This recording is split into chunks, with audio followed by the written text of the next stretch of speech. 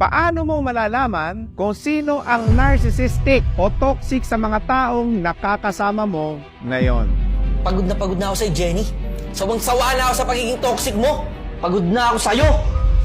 Bibigyan ko kayo ng tips mga boss kung paano nyo nga ba malalaman kung sino ang mga toxic sa buhay nyo para makaiwas ka dito at maprotektahan mo din ang sarili mo. Tara at ating alamin with Boss RDR.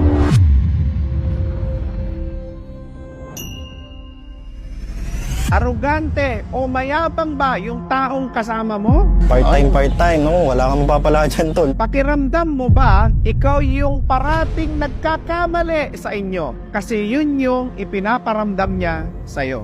Nagawa ko lang naman yun kasi ayoko nang maloko. Ayon sa mga doktor, ang narcissistic ay isang personality and mental disorder. At kadalasang, ito ay nakukuha sa environment ng tao. Kung saan sila lumaki, kung sino yung mga taong palaging kasama nila, at kung paano sila trinato nung bata pa sila. Sabi ng mga eksperto, sa isang survey, up to 5% ng ating world population ay may NPD or Narcissistic Personality Disorder. At maraming doktor din ang nagsasabi, Narcissistic Personality Disorder can be treated but no cure exists for this lifelong condition.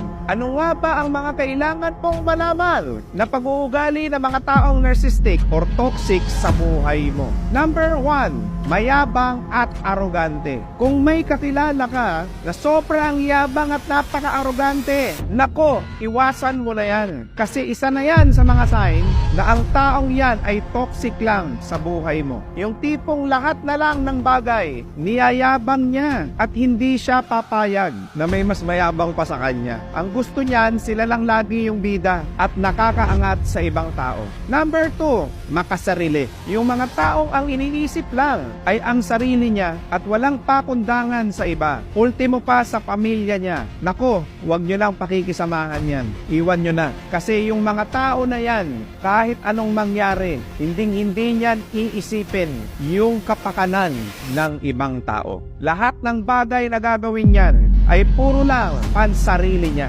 Number 3, manipulative. Mahilig yan magmanipula o magkontrol ng tao. Mapanglamang kasi ang mga yan. At ayaw nila na matatapakan yung pride nila. Lalo na kapag ka sila yung may mali. Nako, lahat na ng paraan na naiisip niyan, gagawin niya para lang baliktarin yung sitwasyon. At ikaw ang may mali at masisi sa bandang huli.